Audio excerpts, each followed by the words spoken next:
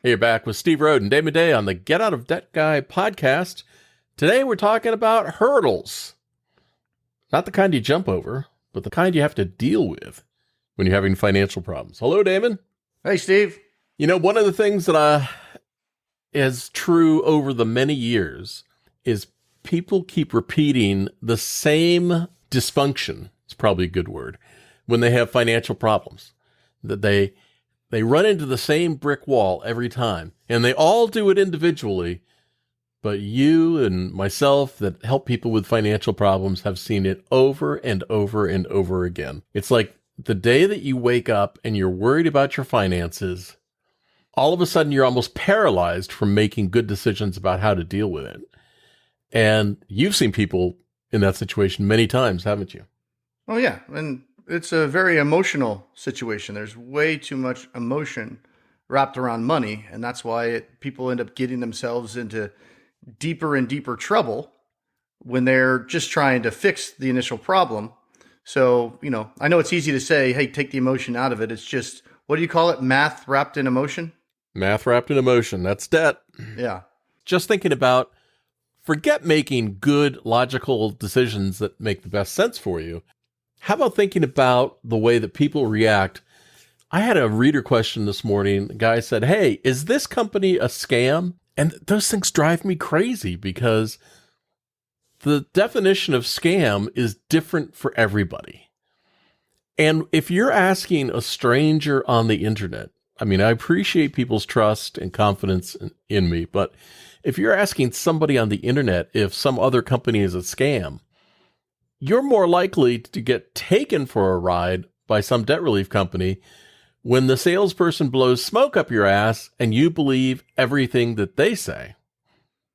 Yeah. And honestly, it's not really even the right question. You don't really necessarily need to know if they're a scam, because like you said, I mean, what's the definition of a scam? But what you really should be asking is, hey, is this solution that this company is proposing to me a good idea or a good fit for the problems I have and what I'm trying to do, right?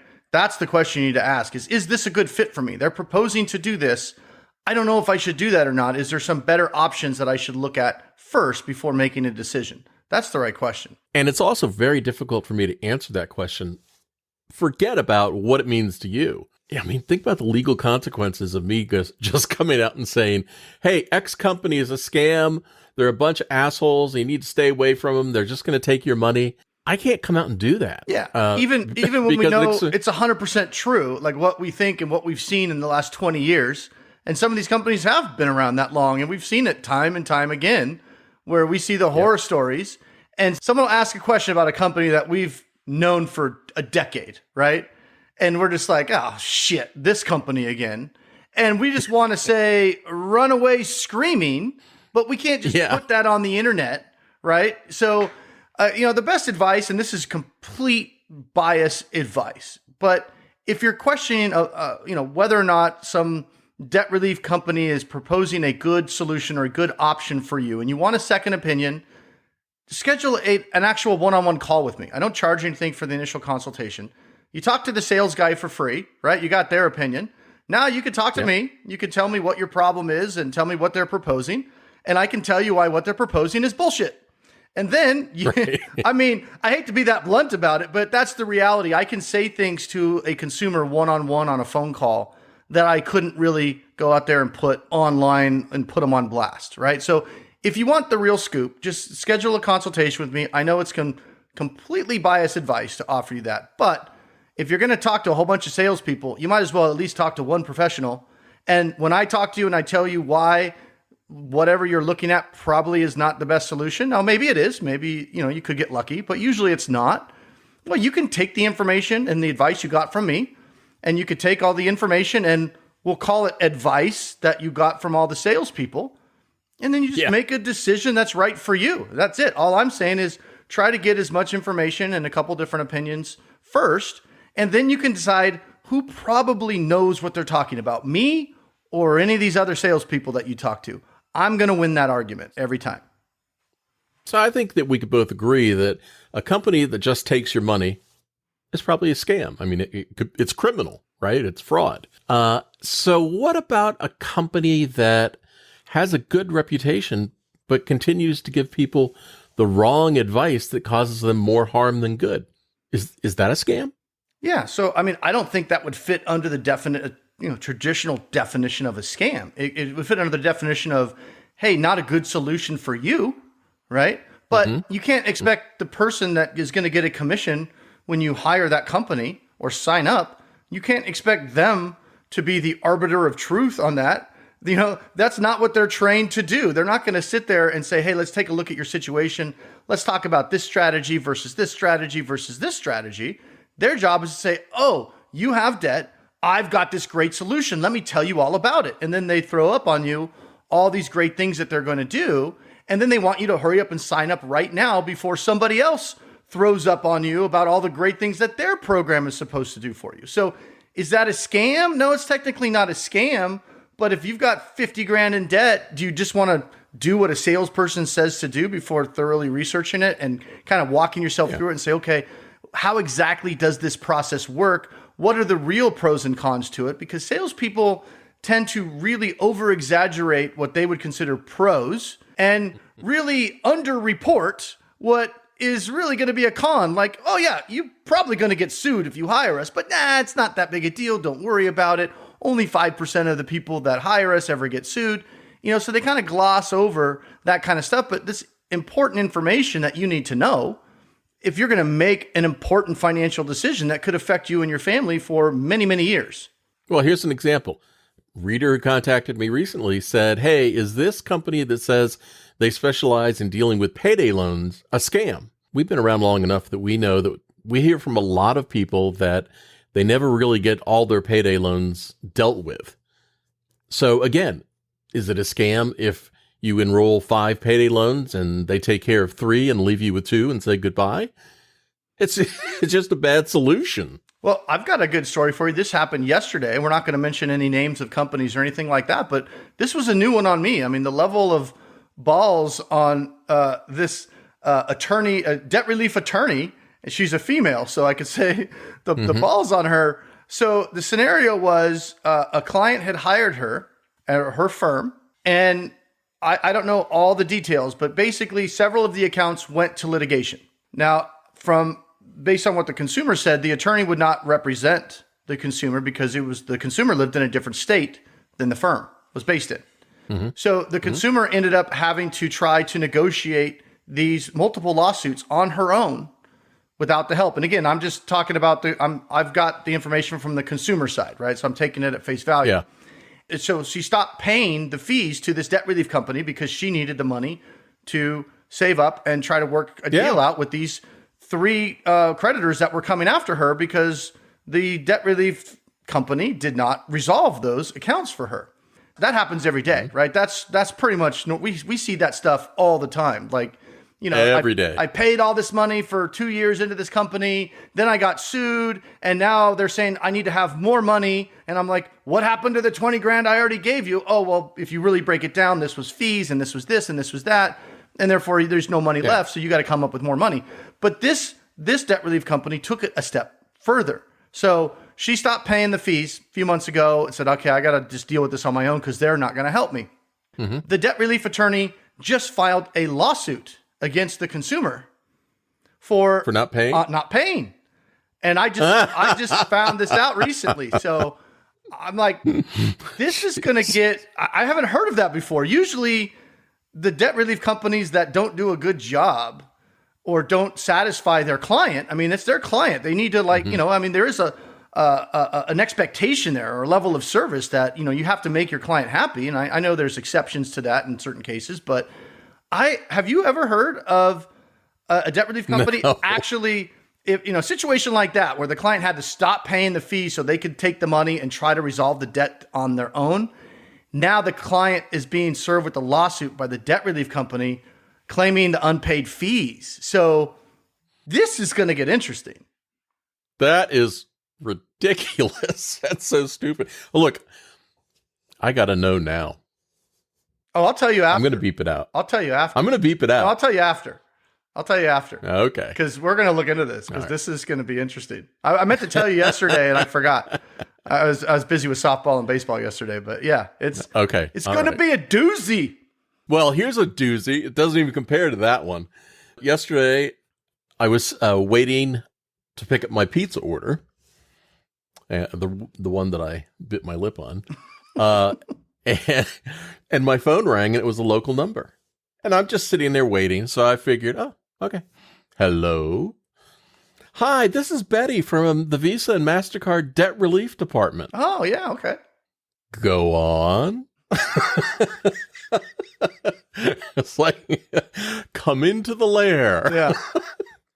Yes, I'm calling you about a special program from the government using the Fair Credit Reporting Act that will eliminate all of your debt if you have a Visa or MasterCard. Sweet. Oh, awesome. Tell me more. So, tell me more. And she went on, and like you said, using all sorts of terms and phrases and stuff that meant absolutely nothing. I mean, what does the Fair Credit Reporting Act have to do with eliminating your debt anyway? Sounds good. Yeah, it's a great sales tool. Yeah. And she made the mistake of saying, does it sound good to you? Mm-hmm.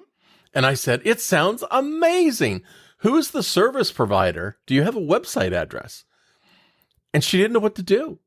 She literally went back to the beginning of the script and started again. Now, I'm sitting in this pizza place all by myself, one of those lonely tables for two. And there are other people in there. And now I'm just laughing out loud. I look like a complete bozo sitting there waiting. And I said, no, let me ask you just the one question. What is the website? And after the second time through this, she now never gave me a gap to talk and said, hold on, please. I'm going to transfer you to my manager. And the call was transferred. This is a live transfer lead. They probably made $1 on you. Yeah. Maybe transferred 25. to a very nice man in an Indian call center. How do you know it's an Indian call center, Steve? How could you tell? Well, I'm determining by the accent. Oh, okay. And by the background noise. The background accents as well? That's the way. Yes. Yeah. A lot of James and Marks in there talking? Yeah. Yeah. This is Jesse. I remember this one guy from an Indian call center. I said, so what's your name? And he said, John Doe. And I said, can I speak to your manager? Is that Jane Doe, the manager? Said, no, John Smith. Oh, John Smith. Well, you're kidding. Come on. I'm John Try Doe. harder. I'm John Doe. So anyway, the guy at the call center that I got transferred to, he started out, our program's great. It's going to eliminate all your debt, everything else. Do you have any questions before we continue? And I said, yes.